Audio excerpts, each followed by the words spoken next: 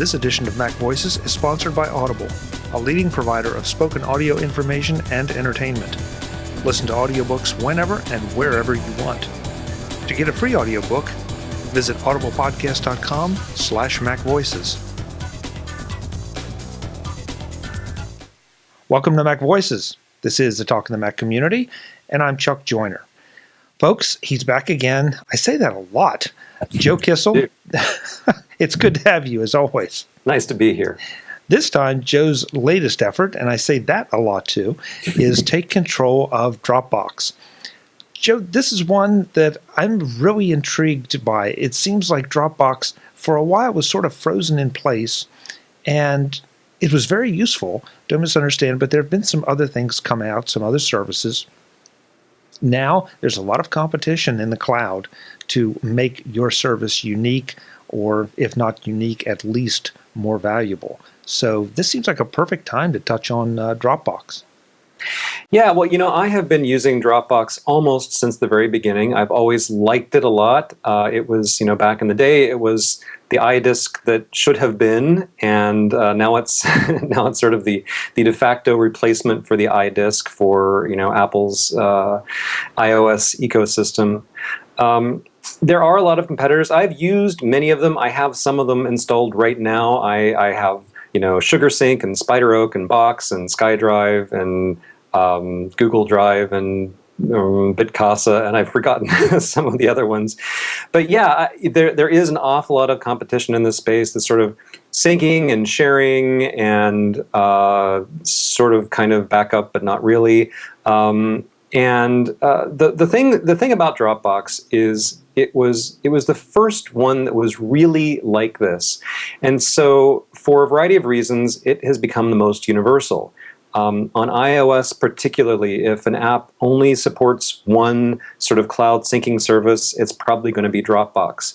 And there are very good APIs, and there are a lot of there's just so much momentum behind it that it's sort of the most well-known, the most universal system for doing this. So even if it weren't the best, and there are some arguments that in some respects it's not the best, but even if it weren't technically the best, there are really, really powerful arguments to use it. It has a very good sort of pricing model, and lots and lots, tens of millions of users, and tons of support from third-party apps. So I'm quite a fan.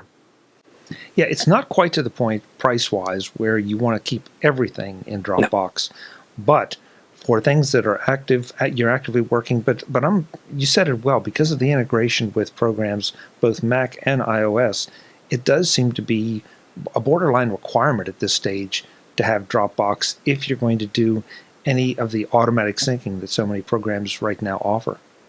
That's right. Take 1Password, for example.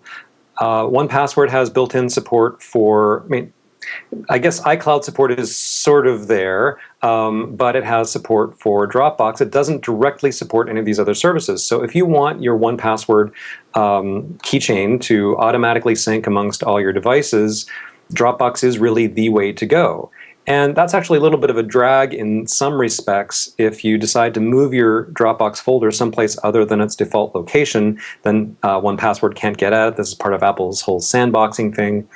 But there are a bunch of apps like that where they have chosen just one cloud syncing method, and Dropbox was the one they chose. So it's becoming more and more important to kind of know what's up when you're using it. Joe, one thing I love about talking to you and the other Take Control authors, you all tend to be on the cutting edge of ebook publication and things that you're trying to do. And so our discussions end up almost automatically not just being about the topic or the book, but also the creation of the book. So maybe we want to start this time with just a quick little snapshot of the backstory of the book and what it took to get it out and some of the things you're experimenting with. Yeah, quick little snapshot. Well, okay, a long exposure snapshot. At an early age. So there is a service called LeanPub. And the way LeanPub works is this. You write a book or whatever it is you're writing in plain text formatted with Markdown. and you put the files, the text files, the graphics, whatever, that make up your book in a special folder in your Dropbox. And then you go on to the LeanPub site, you log into your account, and you click one button. And LeanPub in minutes generates not only a PDF out of, nicely formatted PDF out of those plain text files, but also an EPUB and a MobiPocket version of your ebook. So you can read it on, iBooks or Kindle or almost any sort of ebook reader. And it has this whole infrastructure where if you are, if you're writing a book sort of a chapter at a time, or you're writing something technical that you want feedback from your readers, you can actually sort of publish as you go. You don't have to wait until the entire book is done to publish it. We did, but you as an author don't have to. You can even sell your books directly on the LeanPub site and get something like a 90% commission or a royalty. So it's a really great system. And we thought, well, hey, we're writing a book about Dropbox, and here's a system that lets you publish direct from Dropbox. Why not give it a try? So we did. And one thing that I found very cool about this was, since you're just writing in plain text, you no longer have to use Word or Pages as your word processor. I could use any processor I wanted, and I wanted to use Nicest Writer Pro. So this is the first time in years and years that I've actually gotten to write a book in Nicest Writer Pro. It was cool because I made a bunch of macros to add all the different styles and do all the markdown stuff. And so I could actually make even though it's really plain text, or it's going to be plain text on its way to publication, we could use styles within Nicest Writer to make it look nice and to make it more readable, and also use comments and change tracking and stuff, and then just a quick keystroke, and then the plain text format is saved, and that's what LeanPub uses. So we thought it'd be a great experiment, also sort of eating your own dog food kind of thing. We're writing about Dropbox. We're putting it to great use in creating this book. LeanPub is really cool. It's quite interesting, and I think for certain kinds of books, it's incredible even as it is now. But it's still kind of in development. Over the last couple months, we've been working on this book. A lot of bugs have been fixed, features have been added, and a number of things aren't quite there yet. Either they're just not there at all, or they're kind of there but not in the way that we need them to be. So basically what we found was that for the EPUB and MobiPocket or Kindle aspects of ebook generation, it's really great. It's far better than what we were doing before. We weren't really happy with the way the PDFs looked. And for a variety of reasons, I don't think their straight PDF output is ever going to be exactly what we want. But it was kind of just, we're looking at this and we're like, I'm not really sure that's even readable. I think that might hurt people's eyes. Now, they do have a secondary way that you can get a PDF or any version you want, which is they basically save I haven't worked with this personally. Adam's worked with it, so I don't know exactly the details. But basically, they save some sort of special version of the file that can be imported into InDesign in such a way that it's like an in-copy file, basically. So it's done in such a way that you could make changes to the source file without having to redo the whole layout from scratch. And so we tried that as well, because we thought InDesign could make some very nice PDFs. Unfortunately, there were some issues with the way LeanPub generated these source files for InDesign that the styles weren't all quite right, and some of the graphics weren't coming through and whatever. So they're working on those, and I imagine that within a month or two, that will be a plausible path for us to use for some future book. But unfortunately for the PDF version of this book, at the last minute, we had to just export the text as a Word file, stick it into Pages, and do sort of our normal our normal PDF generation in Pages. But it was still a really interesting and worthwhile experiment, and I think in a little bit of time, it'll be really nice for us, because we can use different tools. We can use tools that will ultimately work better for us than Pages and Word Pages and Word do, and we'll have a lot more control over the generation of these other types of ebook formats. So it's quite an interesting place to be. And again, I think it's before you send letters, folks, I think some of this is important to hear. just because it's just one more example of how things are changing, how quickly they're evolving. You all don't, even without this particular experiment, I don't believe you all put together your books the same way you did even 12 months ago. Different tools, different workflows. Yeah, it's constantly evolving. We used Word for a long time, then we switched to Pages. But even it's not just what program you use to write the text. I mean, there are a bunch of different apps and scripts and doohickeys that are involved in the whole production process. It's kind of elaborate. And for a long time, what we've done is send a certain version of our book to O'Reilly, and they've handled the generation of other versions for us. And unfortunately, that sometimes takes longer than we would like, and sometimes doesn't have quite the quality that we would like. We like working with O'Reilly generally, but there are just some parts of the process that we think could be smoother. So I don't know that this is going to be where we ultimately end up. And really, readers don't need to care. They're just going to see pages, words on a page, same as they always did. They might look a little nicer. We hope they look a little nicer. Oh, and we have a new cover design now. So finally, after many, many years, we have a completely new professionally designed cover. Really excited about that. But anyway, we're trying. Our goal is not just to make the books prettier, easier to read, although that's nice. We want to make them faster and easier and more pleasant for us as authors and editors and publishers to work with. We want to spend less time fighting with our tools and more time just generating good stuff. So that's what we're trying to figure out. And unfortunately, I'm probably not the best person to be talking to about this, because I have been known to spend days and days and days trying to write an Apple script or a macro or something that would ultimately save me 5 minutes of time, just because I need to sort of master the computer. I just have to beat it into submission. So I have more of a tendency to do that than probably most people do. But we are really, it is a lot of work now, but we do think that it's going to save us a lot of time and effort later on and make it a lot more fun for us. This week, I get to welcome Audible as a new sponsor of MacVoices. I'm really excited about having Audible here for two reasons. First, men and women do not live by MacVoices alone. Well, they could, but it probably isn't a good idea. Second, I don't like to waste time. Any time, like driving, or doing household chores, or any other task that occupies my time but prevents me from accomplishing something. Enter Audible.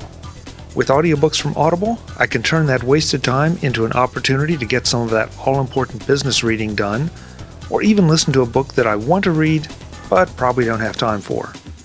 Let Audible do the same thing for you. You can try Audible for 30 days and get one book free. Not sure what to get first?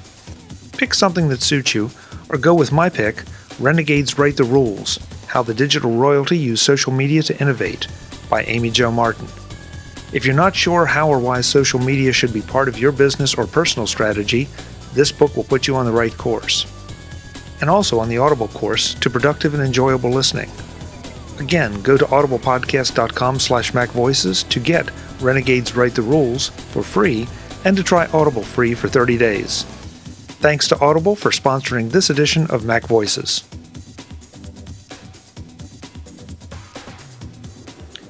So after all that, now we've got the backstory out of the way. Now let's step to the front of the house and start to talk about take control of Dropbox. Yes. Joe, again, I said it when we started, there seem to be so many new capabilities coming to Dropbox, and especially Dropbox, all the cloud services, but especially Dropbox. They seem to be trying to maintain their lead, or at the very least their position at the top of the heap.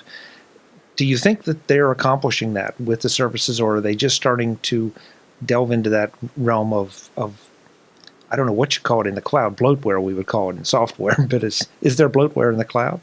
Oh, sure there is. It's a little bit hard to say. A couple of years ago, maybe not even that long ago, Dropbox noticed that a lot of their competitors were really undercutting them on price or offering more storage space. They decided, okay, we're going to give everybody double the space they had before for the same price. So that was really nice. My paid account jumped from 50 gigabytes to 100 gigabytes just like that. That was cool.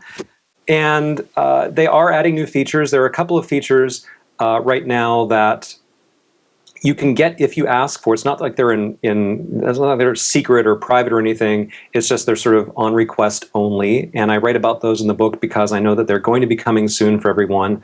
One of them is photo albums. So there is already a way to share photos on a web page, but it's going to be better with the photo album feature. And document previews. So whether you have a Word document or PDF or whatever, there's now a way that you can send someone a link to this and they can actually view it on a web page instead of having to download it. They can still download it if they want, but being able to view a lot more things right within your browser. So Dropbox is definitely evolving. There are some things that I sort of wonder if they're going to, are they going to get into this area? Are they going to get into that area? How are they going to compete with other folks in that same space? How are they going to compete? One of the things that obviously is a big area of interest for me is backups. And I have a little thing in the book where I talk about, is Dropbox actually a backup solution? And I say, well, kind of, sort of, maybe not really. It can be used for some backups. I mean, it does store older versions of files and deleted files and stores them safely in the cloud, and that's nice. But there are some limits. Unless you pay for the extra pack rat feature, you only get 30 days worth of old versions, for example. And it only backs up the stuff that you have manually put in your Dropbox in the first place, which for me is only a very small subset of all of my important files. So I can imagine Dropbox wanting to go deeper into the backup area in the future, letting you back up more stuff and keep it for longer, and possibly, that might affect their pricing structure a bit. I don't know, but certainly they know that they have a lot of momentum. They know that they have millions of customers that rely on them every day. So I expect them to remain quite competitive. How will you do that exactly? I don't know. They must have a plan. They must have some good ideas. If I recall, Dropbox is a company that turned down being purchased by Steve Jobs and Apple. And yes, they did. Not a lot of companies can say that. No, and I to this day, I don't know if that was a good move or a bad move. Probably a bad move for them because they could have had bazillions of dollars. Maybe a good move for users because who knows what Apple might have done with Dropbox. But we also know that Dropbox purchased Mailbox, which is this iPhone email app. Now, it's an app that I don't happen to like personally, but a lot of people do like it, and there's been a lot of buzz about it. And I can't quite picture how this email app fits into Dropbox, or what they have in common other than that they end in box. But who knows? Maybe they're going to buy Hatbox next, or I don't know, Cereal Box. But it certainly does seem like they have a plan, and they are looking to expand in interesting ways. And time will tell what that looks like. Joe, just being Joe Kissell, you're going to be a pretty sophisticated user of just about anything, and that would include Dropbox. Did you have any major surprises in researching and putting together this book, capabilities that you didn't know that Dropbox had or could do? Funny you should ask. And he didn't prompt me on that, folks. That's No. a straight question. Well, when I started writing the book, I had this idea that it was going to be like 40 or 50 pages long, because what can you really say about Dropbox, right? You have this folder, and you put stuff in the folder, and stuff happens. It syncs up to the cloud, it syncs to your other devices. Does it really take more than 40 pages to say that? And as I started writing about it, I was like, oh, well, there's this, and forgot about that, and now that you mention it, there's this other thing too. I learned quite a bit about Dropbox as I was writing the book. One of the things I realized was that for that basic thing of you just want your files to sync across all your devices, it's super simple. You never, there's basically no user interface. There's just a folder, and you put stuff there, and boom, done. So for that very simple case, you definitely don't need a book. But there were a lot of things that the Dropbox can do that you can't really do them directly from your Mac or PC. So if you want to undelete a file that you deleted from your Dropbox. You can, but you have to go to the Dropbox website to do it. And even once you're there, you might kind of look around and say, okay, but how do I do this? What do I click? And it's not obvious. Same thing for going back to older versions of files. You can do it, but the interface is not obvious, and it's not built into the Finder like some other aspects of Dropbox are. And sharing files too. I mean, you can share. The one thing that was very, I kind of knew it, but it was kind of, I didn't entirely understand how it worked, is there are two completely different ways to share files in Dropbox. You can just throw somebody a link. There's a file or a folder that's in your Dropbox somewhere, and just say, hey, here's a link. Go to this link, and you can download whatever's in there. That's just one way, read-only, and that's that. But there's a completely different way of working with Dropbox, which is what we do mainly in the Take Control world, which is we share folders collaboratively. So I give you read-write access to a folder. I can put something in there. You can put something in there. We can both modify the files. And the mechanisms for using those two different kinds of sharing are also not always entirely clear, and they also require doing some stuff on the website, not just doing stuff on your Mac or PC. So there were a bunch of things as I dug into all of the different settings, and I looked into how Dropbox handles security and their optional two-step verification and a bunch of different settings. I discovered there was a lot in there that I didn't know. One thing that I was quite surprised about was, lots of apps support Dropbox. Of course, it's not really a big deal on a Mac. Usually your app can just look in your Dropbox folder and it doesn't require any other special magic. But they're on an iOS device or an Android device or whatever, it's a much bigger deal, and your Mac also can operate with Dropbox in another way. There are two different APIs. And I go into this a little bit in the book, and it's really probably not something terribly interesting to talk about right now. But basically the point is that an app can either request access to your entire Dropbox folder or only to one little subfolder within your apps folder. And you give an app authorization to use one or the other. And a lot of people have been kind of upset. Well, this app is requesting access to my entire Dropbox folder. That can't be right. It must be doing something wrong. It should really only have access to this one particular subfolder. And what I didn't realize is that there are two completely separate sets of APIs that developers can use, and depending on what sort of activities they want to do, they may not even have a choice. They may have to use one or the other. So the fact that a developer has made an app that asks for access to your entire Dropbox folder does not in any way mean they're doing something wrong or scary or suspicious. Sometimes that's literally the only way it can be done. And so I learned a lot about that I had no clue about before, and it was really quite enlightening. Joe, one thing that always, and maybe I haven't studied it enough, but I like the idea of being able to keep certain things in my Dropbox so they're available to me, but I don't always want them synced down to my Mac. Because I don't, frankly, especially on an SSD-equipped Mac, I don't want to give up all that space just to say, oh, it's synced. I'm more interested in just having it there, and if I need it, okay, fine, I can go and grab it. But the only solution I've found so far is that means I have to actually download it or keep something in a specific folder and just turn the syncing on for that folder selectively on and off. Any solution to that problem right now, to use it almost more like an iDisk that used to be, where you could put something and it was there, but it didn't have to exist on your Mac unless you wanted it to? No, I mean, selective sync, as you say, selective sync is an option, and what that basically does, you say, you go into this little dialog box and you uncheck a certain folder, and so that folder will still be in the cloud, but it won't sync to your Mac. And there are certain cases where that's a really useful thing to do. But there isn't a mode where it does quite what you're describing, where a file will show up in the Finder, but only as though it were sitting on a remote server.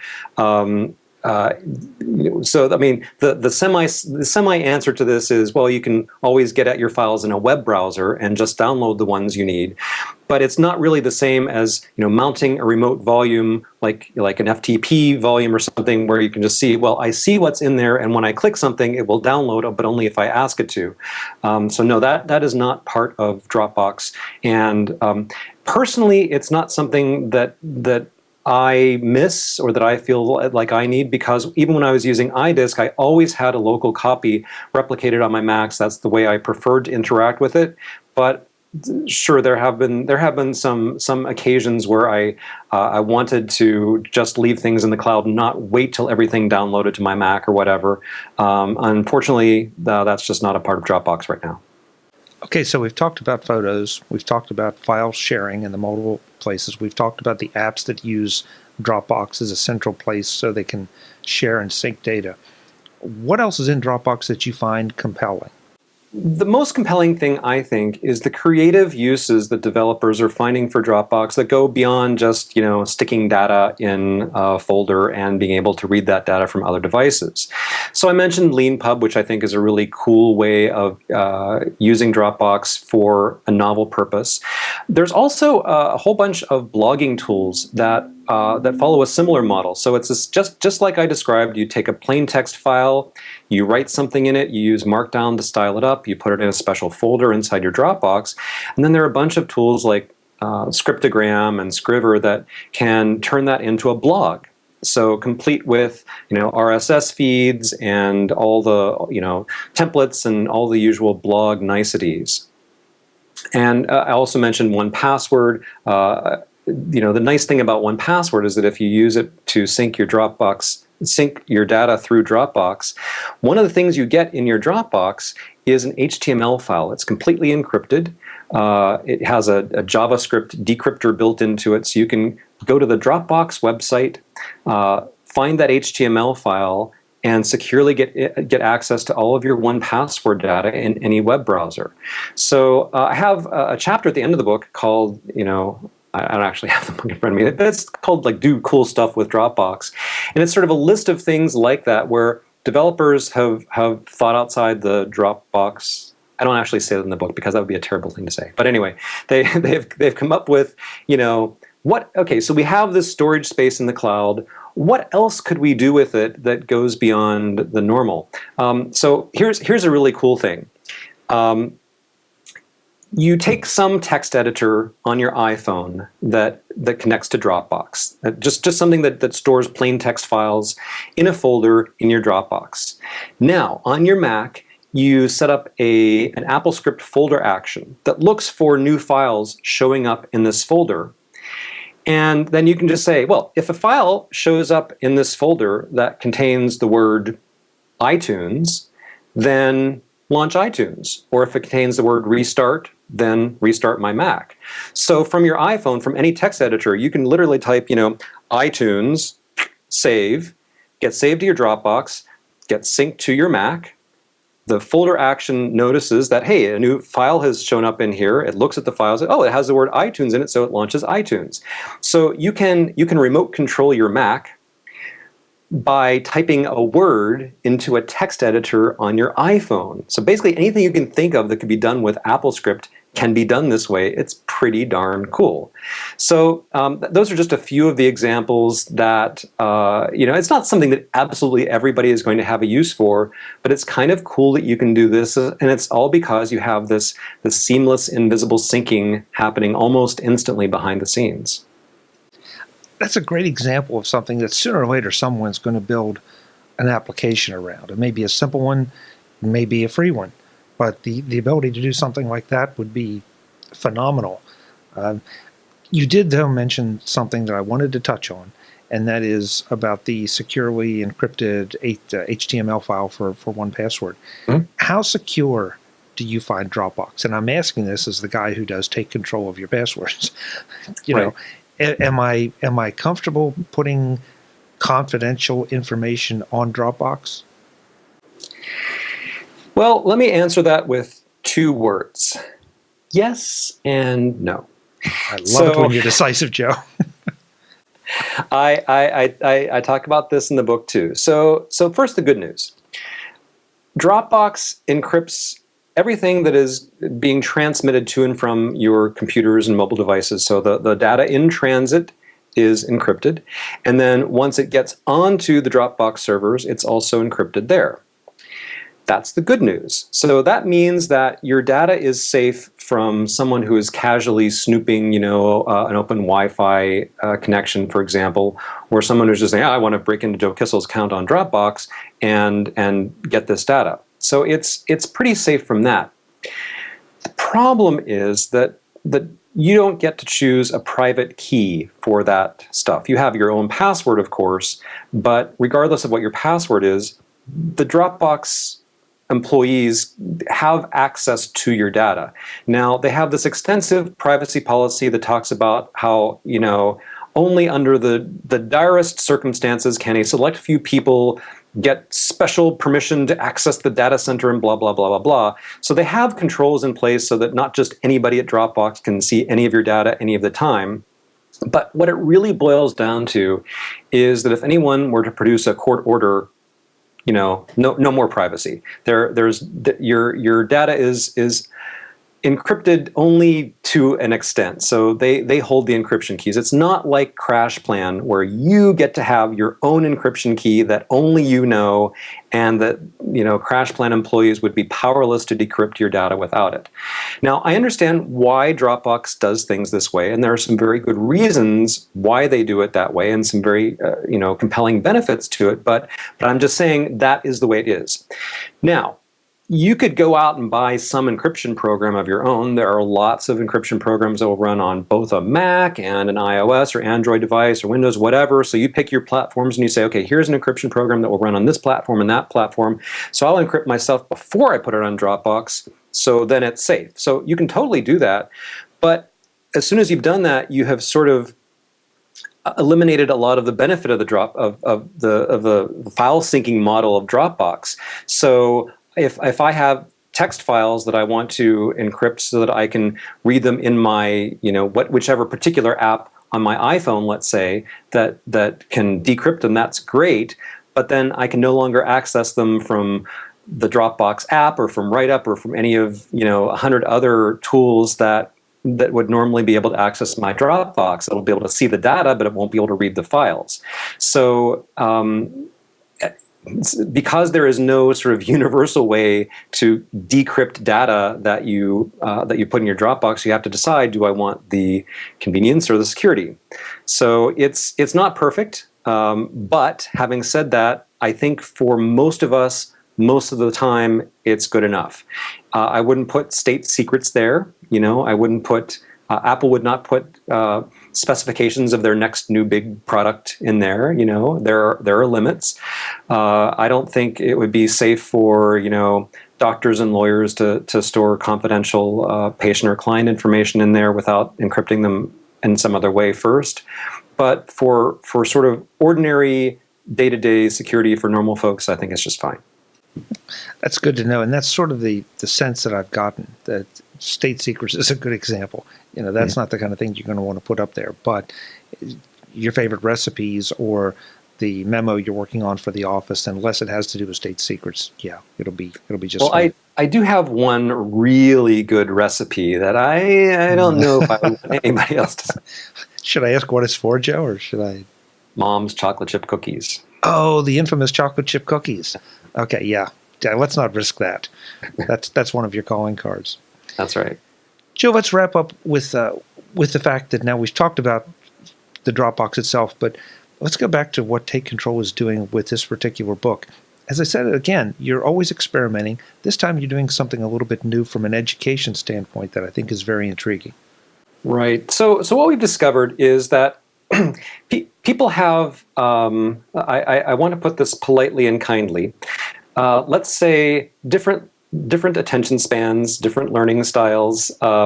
There are people who are very happy to read an 80 or 100 page book, and then there are people who are just like, no, just tell me what I need to know.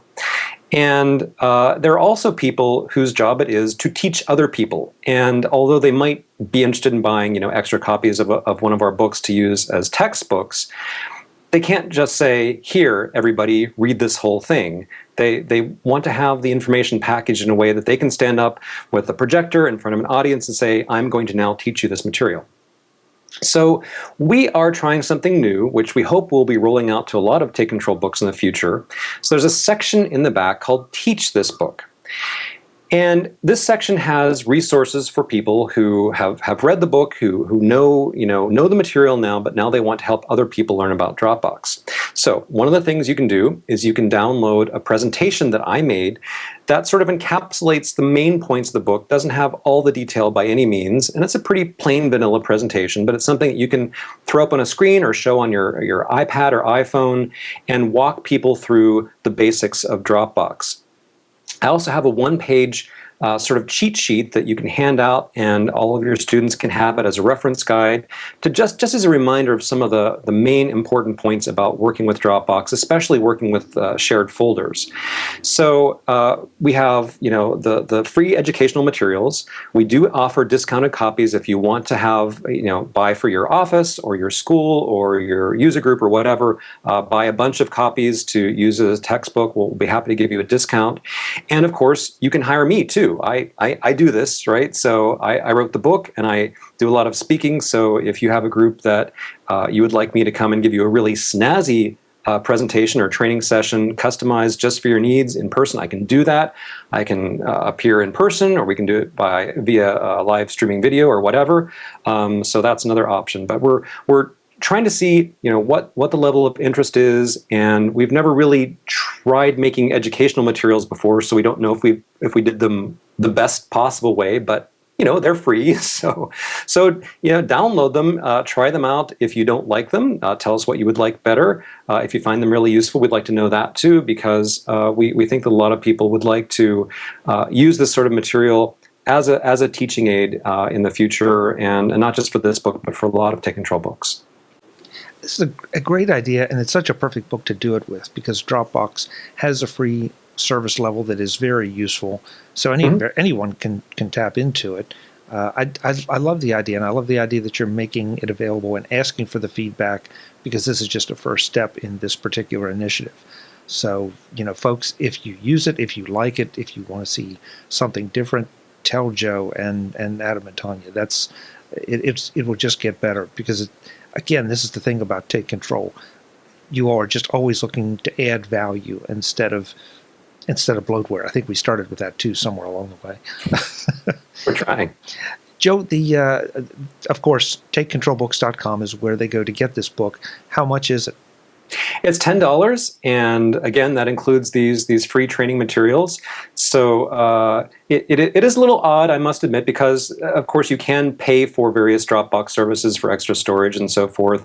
Dropbox itself is free. It does feel a little bit odd to be asking for money for a book about a free service, but I think that there's a lot that even a Dropbox enthusiast can learn from this book. There's a lot of information I didn't know until I dug into it and started writing about it. The things that were more confusing and harder for me are now easier, and I think a lot of people will read this and go, oh, well, now I'm going to save a lot of time or effort because I can do things this way. I didn't realize I could do it that way before, and that's what we're really hoping for. Yeah, and I don't think that anyone should be put off by paying for a book about a free service. The free service has become a lot more sophisticated. It's getting more so every day.